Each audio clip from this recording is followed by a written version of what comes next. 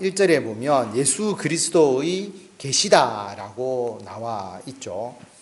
항상 이 영어로 of라고 하는 의라고 하는 이것은 두 가지 의미로 해석이 될 수 있습니다. 예수님께서 주격으로 표현하면 예수님의 계시다라고 볼 수도 있고요. 또 예수님에 대한 계시다라고도 볼 수가 있습니다. 이 두 가지의 측면을 우리가 다 볼 수 있는 내용이죠. 그런데 주격으로 보든 목적격으로 보든 예수 그리스도의 계시라, 예수님의 계시라고 우리가 읽어도 되고 예수 그리스도에 대한 계시다라고 읽어도 되고 아무런 차이가 없습니다. 두 가지 의미를 다 하더라도 예수 그리스도의 계시다. 이 계시는 어떻게 전달되었느냐 하면 1절에 보면 어떻게 전달되었습니까? 맨 처음에 하나님께서 누구에게 주셨죠? 예, 그에게 주사 예수님께서에게 주셨고 그 다음에 누구를 통해서 천사를 통해서 최종적으로 누구에게 전달되었죠? 예, 사도 요한에게 전달되었다라고 하는 겁니다. 이 계시를 주신 이유는 뭐냐라고 하는 거죠. 1절에서 보면 이유가 뭡니까? 반드시 속히 일어날 일들을 누구에게 보이시려고? 그 종들에게 보이시려고. 그럼 이 종은 요한만 이야기하는 게 아니죠. 종들이니까 누구를 이야기하겠습니까? 예, 사도들, 또 예수님을 믿는 제자들, 그리고 지금 우리들. 그러니까 예수님의 종들에게, 예수를 믿는 성도들에게 보여주기 위해서 하나님께서 예수님을 통해서, 천사를 통해서 요한에게 이 계시를 주셨다라고 하는 것입니다. 그래서 요한이 유인물로 보겠습니다. 2절을 보면 요한은 하나님의 말씀과 예수 그리스도의 증거, 자기가 본 것을 다 어떻게 했다고요? 예, 증언을 다 했다라고 하는 거죠. 그래서 요한이 증언했다라고 말합니다. 당연히 이 계시를 주신 목적이 뭐죠? 종들에게 보이시기 위해서 요한에게 주셨기 때문에 당연히 요한은 자기가 본 것을 다 증언을 했고 그 다음에 증언을 받은 그 성도들은 이 증언의 내용을 알았을까요? 몰랐을까요? 당연히 알았죠. 종들에게 보여주시기 위해서 계시를 주셨고 요한은 자기가 본 것을 다 증언했기 때문에 증언을 받은 사람들은 이 계시의 내용을 알게 되는 겁니다. 그래서 요한 계시록은 뭐 숨겨져 있고 감추어진 것이 아니고 누구나 이 계시를 알고 이것을 통해서 힘을 얻고 능력을 얻고 주님의 그 뜻, 예수 그리스도에 대한 계시, 예수 그리스도의 계시를 알아야 되는 거죠. 그래서 3절의 말씀에 의미가 있는 겁니다. 때가 가깝기 때문에 심판의 때가 가까운 거죠. 그러므로 이 예언의 말씀을 어떤 자, 읽는 자, 그 다음에 듣는 자, 그런데 정확하게 말하면 듣는 자들입니다. 읽는 사람은 한 명이 읽어주고 듣는 사람들은 여러분들이 앉아서 다 듣는 것처럼 성경이 다 보급되는 시대가 아니기 때문에 한 명이 낭독해주고 그 다음에 그 말씀을 듣는데 읽는 자와 듣는 자들, 그 다음에 그 가운데 기록한 것을 어떤 자들요? 지키는 자들에게 복이 있다라고 하는 거죠. 그러니까 숨겨져 있는 게 아니라 이 계시의 말씀이 다 드러나 있다라고 하는 것을 알 수가 있습니다. 그래서 앞부분은 예수님의 계시가 뭐고 그 다음에 누구를 통해서 그리고 왜 이 계시를 주셨는지 그리고 이 계시의 말씀은 반드시 읽고 듣고 지켜야 된다는 것을 먼저 이야기를 하고 있습니다. 그러면서 4절에 보면 요한은 아시아에 있는 몇 개의 교회에 편지한 거죠? 7교회. 그 명단은 이제 뒤에 나옵니다. 7교회에 편지를 하시면서 그 7교회에 이제 축복하는 거죠. 평강을 먼저 빌어주는 겁니다. 자, 그 평강을 비는 주체를 보면 이제도 계시고 전에도 계셨고 장차 오실 이분은 누구라고요? 하나님입니다. 8절에도 나중에 나옵니다. 하나님. 그 다음에 하나님의 보좌 앞에 있는 7영. 7영은 누구를 의미하죠? 성령을 의미합니다. 왜 7이냐라고 표현을 했느냐 하면 그냥 완전하다는 의미로 이야기를 한 것이지 0이 7개라고 하는 의미는 아닙니다. 그래서 그의 보좌 앞에 있는 7영, 이것은 성령을 의미합니다. 그리고 5절에 보면 충성된 증인으로 죽은 자들 가운데 먼저 나시고, 죽은 자들 가운데 먼저 나셨다라는 것은 무엇을 의미할까요? 예, 부활을 의미하죠. 그 다음에 땅의 임금들의 머리가 되신, 땅의 임금들은 누구를 의미할까요? 땅의 임금, 예, 세상의 통치자들, 권력자들, 그들의 머리가 되셨다. 이 땅에서 땅의 임금이 최고인 줄 알았는데 그게 아니고 땅의 임금들보다 더 머리 되신 분이 있다는 거죠. 그게 누구라고 하는 겁니까? 예수 그리스도. 그래서 로마 황제라든지 땅의 임금들을 따라 사는 게 아니고 땅의 임금의 머리가 되신 예수 그리스도를 믿어야 된다라고 하는 겁니다. 그래서 부활한 예수 그리스도, 땅의 임금의 머리가 되신 예수 그리스도, 그 예수님으로 말미암아 무엇이 너희에게 있기를 원한다라고요? 은혜와 평강이 너희에게 있기를 원한다라고 하는 겁니다. 자, 그러면 은혜와 평강을 주시는 세 분의 주체가 나오죠. 누굽니까? 첫째는 하나님, 둘째는 성령님, 셋째는 예수 그리스도. 오직 이분을 통해서 우리에게 은혜와 평강이 있게 된다라고 말씀을 하고 있습니다. 자, 이러한 하나님께서 우리를 사랑하셔서 누구의 피로 우리를 죄에서 해방하셨습니까? 예수님의 피로 우리를 죄에서 해방하시고, 그리고 우리를 뭐로 삼으셨죠? 제사장, 또 나라와 제사장으로 삼으셨다. 나라는 뭐를 의미할까요? 네, 우리들이 모이면 나라가 되잖아요. 그죠? 하나님의 통치하시는 나라. 백성이 있고 땅이 있고 주권이 있으면 나라인데 우리가 하나님의 나라를 이루잖아요. 그런데 단순한 나라가 아니라 우리를 제사장으로 삼으셨다는 것은 어떤 의미를 가지겠습니까? 우리를 하나님의 나라의 백성으로 삼으셨는데 거룩한 제사장으로서 하나님을 예배하고 하나님을 경배하는 자로 우리를 삼으신 겁니다. 그래서 우리는 나라의 통치자고 나라의 백성이고 하나님과 함께하는 나라를 이룬과 동시에 거룩한 성전에서의 제사장 기능을 감당해야 된다. 그래서 나라와 제사장으로 삼으셨다라고 하는 것을 우리가 기억해야 됩니다. 자, 나라와 제사장으로 삼기 위해서 하나님께서 우리를 어떻게 하셨죠? 예수님의 피로 죄에서 해방된 사람이 어떻게 되느냐 하면 나라와 제사장이 되는 겁니다. 그래서 나라와 제사장으로 삼기 위해서 우리를 죄에서 해방시켜 주셨다라고 하는 것입니다. 그리고 그 예수님께서 다시 이 땅에 오신다라고 하는 거죠. 그래서 오실 때에 무엇을 타고 오신다라고 말합니까? 구름을 타고 오신다. 진짜 손오공처럼 구름을 타고 오시는 게 아니라 오늘 우리 한시 성경 공부에도 했지만 예수님께서 승천하실 때에 구름이 예수님을 가리워서 보이지 않았다라고 말씀을 드렸죠. 그래서 예수님께서 구름 속으로 사라지셨어요. 승천하셨는데 우리가 하늘로 올라가면 저 수금지 화목도 천의 명 우주가 쫙 있잖아요. 그럼 예수님이 어디까지 올라갔을까? 그래서 뭐 화성까지 갔을까, 목성까지 갔을까, 뭐 명왕성까지 갔을까? 올라가다 보면 어디가 끝인지 알 수 없잖아요. 그럼 어디까지 올라가셨을까? 예전에는 하늘 위에 뭐가 있는지 모르니까 승천하면 사람들이 속았지만 지금은 우주선도 타고 가는데 승천해서 어디까지 갔단 말이냐? 거짓말이다. 그렇게 이야기를 할 수가 있죠. 예수님께서 승천하셔서 만약에 목성을 가시든 명왕성을 가시든 천국이 그렇게 가는 곳이라면 우리가 죽어서 그 길로 가는 게 아니죠. 우주선을 타고 가야 되는 거잖아요. 그래서 우리가 죽어서 가는 하나님의 나라, 예수님의 승천은 지금의 3차원 공간으로 여러분 이해를 하면 되지 않고요.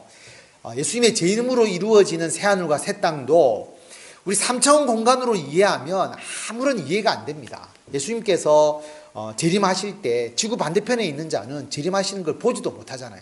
지구는 둥글기 때문에. 그런 개념이 아니고 새하늘과 새 땅은 지금의 3차원 공간과 달라지는 것이고, 죽어서 우리가 가는 영적 세계, 영적 존재, 우리의 영혼이 가는 하나님의 나라는 3차원 공간이 아니죠. 그래서 달도 아니고 화성도 아니고 목성도 아니고 아무리 우주로 가더라도 예수님이 승천하신 그곳이 나오는 것이 아니고, 하나님의 나라는 지금의 3차원 공간이 아니라 다른 차원의 공간으로 우리가 봐야 영적인 부분이 이해가 되는 것이다 라고 하는 겁니다. 그래서 올라가실 때 구름 속으로 사라지셨기 때문에 돌아오실 때에도 구름 속에서 예수님께서 나오신다는 형상을 이미지화한 것이지, 구름 타고 다니시는 것도 아니고요. 구름은 어느 이상 올라가면 더 올라가지도 못해요. 사실은 그렇지 않습니까? 그 글을 읽을 때에 그 문맥적인 측면, 약간 이제 비유적인 측면, 문학적 측면을 보고 읽어야지, 실제로 예수님이 구름을 타고 오신다 이렇게 생각하시면 안 되죠. 자, 예수님께서 재림을 하실 때에 각 사람의 눈이 예수님을 볼 수 있습니까? 못 봅니까? 보죠. 그를 보겠고라고 이야기했잖아요. 예수님의 재림을 우리의 눈으로 볼 수 있습니다.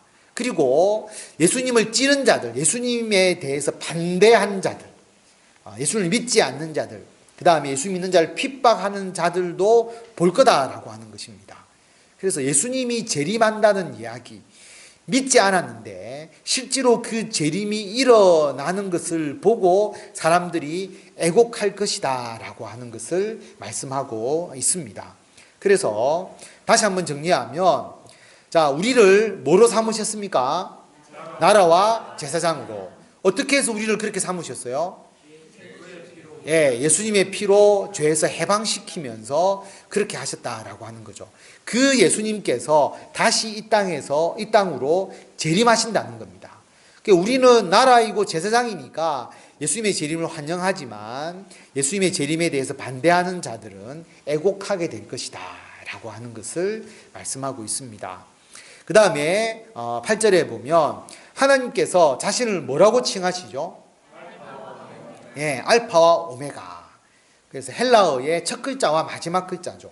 처음과 마지막이다 라고 하는 거. 처음과 나중, 또 처음 시작과 끝, 똑같은 내용입니다. 알파와 오메가. 그런데 알파와 오메가, 처음과 나중이라고, 처음과 나중이라고 이야기하시는 분이 누구였느냐 하면 하나님이 이렇게 말씀하셨고, 또 누가 이야기하셨느냐 하면 예수님께서 이렇게 이야기를 하셨어요. 그래서 하나님과 예수님이 동등하다는 것을 알 수가 있는 게, 알파와 오메가라고 감히 이야기할 수 있는 분은 하나님과 예수님이셨다라고 하는 것을 우리가 뒤에서 알 수 있습니다. 하나님이 시작이고 끝이죠.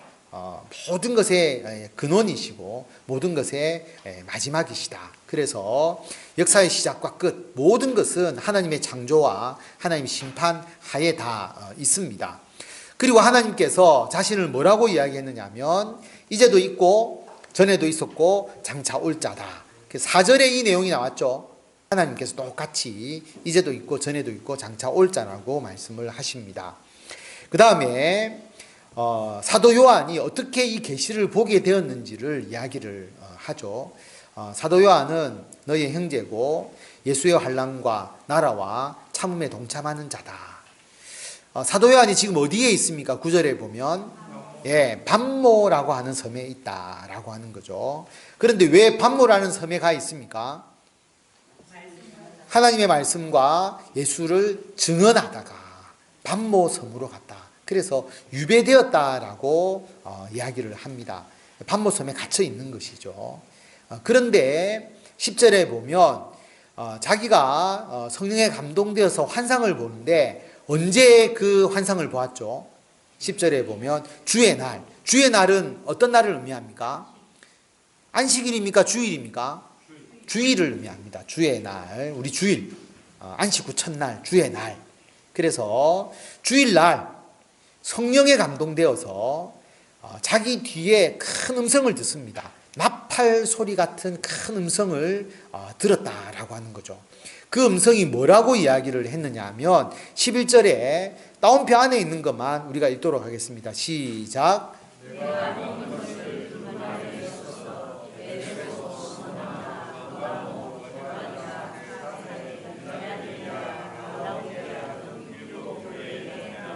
예, 내가 보는 것을 써서 일곱 교회에 보내라 라고 말하는 거죠. 그래서 우리가 2절 말씀하고 연결되는 겁니다. 자기가 본 것을 다 증언했다라고 말하죠.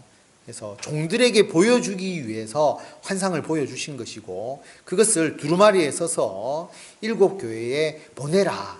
일곱 교회에 보낸 글이 사실 뭡니까? 요한계시록이잖아요.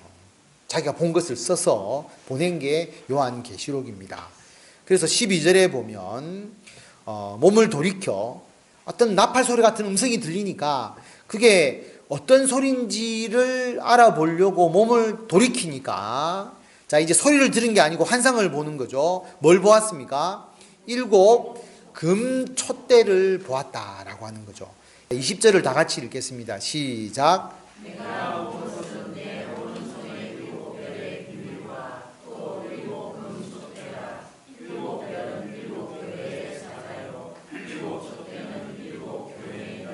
아멘. 일곱 촛대는 뭐라고요?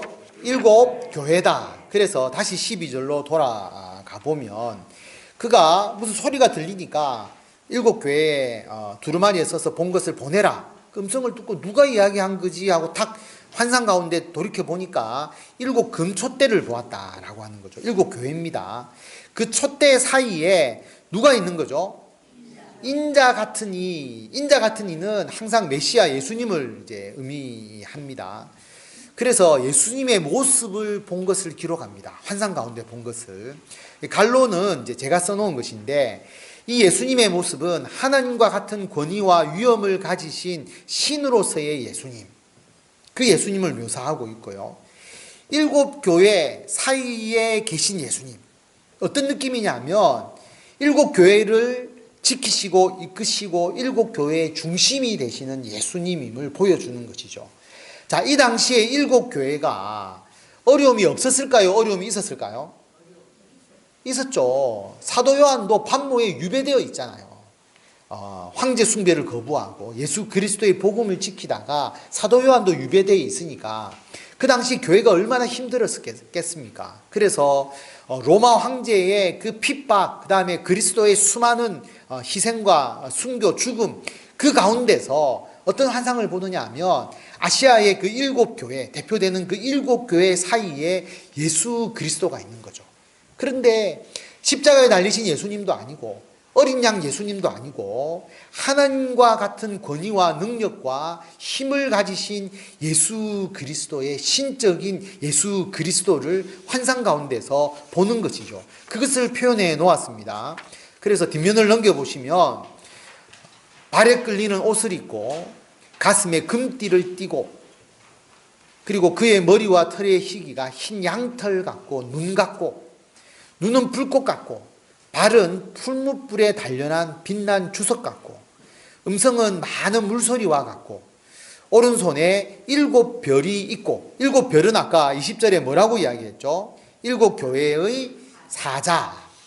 일곱 교회의 사자. 그래서 우리가 성경에서 사자라고 나오는 것, 하나님의 사자, 무슨 사자라고 나오는 것에 거의 한 90% 이상은 누구를 의미할까요?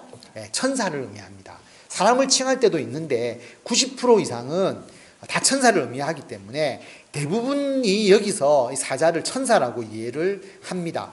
그래서 예수님의 오른손에 일곱 별을 들고 있는데 일곱 교회의 천사, 일곱 교회의 주의 사역을 행하는 주님의 종들이죠. 주님께서 일하도록 주님이 이제 일을 하시도록 돕는 영적 존재가 천사잖아요. 일곱 교회의 사자, 천사들이 있고, 자, 예수님의 입에서 뭐가 나옵니까? 좌우의 날성검. 이거는 뭐를 의미하죠? 말씀을 의미하잖아요. 그리고 얼굴은 해가 힘있게 비치는 것 같았다라고 말합니다. 이 표현에 다 구약적 근거가 있습니다. 그런데 우리는 그렇게까지 하지 않고 지금 성경 퀴즈를 준비하는 거니까 그냥 이런 내용, 눈은 뭐 같고, 눈은 뭐 같습니까? 불꽃 같고, 머리와 털은 흰 양털과 눈처럼 희다라고 하는 것. 가슴에는 뭐를 띄었죠? 금띠를 띠고, 그 다음에 오른손에는 뭐가 있습니까? 일곱 별. 입에서는 뭐가 나오죠? 네, 말성검. 얼굴은 뭐처럼 빛난다? 해처럼 빛난다라고 하는 거죠. 그 예수님의 권위가 얼마나 대단했던지 사도 요한이 그것을 보고 너무 놀래가지고 그 위험 앞에 엎드려져 있습니다. 그런데 그 예수님께서 사도 요한을 찾아와서 오른손을 얹으시면서 위로하시죠. 뭐라고 이야기하느냐 하면 두려워하지 마라. 나는 뭐와 뭐다? 처음이요 마지막이다. 알파와 오메가다. 하나님이 이렇게 말씀하셨는데 예수님도 내가 처음이고 마지막이다 라고 말씀을 하시죠. 그래서 창조주 예수 그리스도, 하나님의 아들 신이신 예수 그리스도이심을 알 수가 있습니다. 나는 살아있는 자다. 내가 전에 죽었었노라. 언제 죽으셨죠? 십자가의 죽음을 이야기하는 것이고, 지금 예수님은 어떤 분이시다라고 하는 거죠? 살아있는 자다라고 말합니다. 그래서 예수님이 죽어서 이미 이 땅에서 사라져버린 존재가 아니라, 예수님이 지금 없는 게 아니라 지금 살아있으셔서 이 땅을 통치하신다라고 하는 것을 이야기를 하고 계시고, 자, 그 다음에 18절에 두 번째 줄부터 다 같이 읽겠습니다. 시작.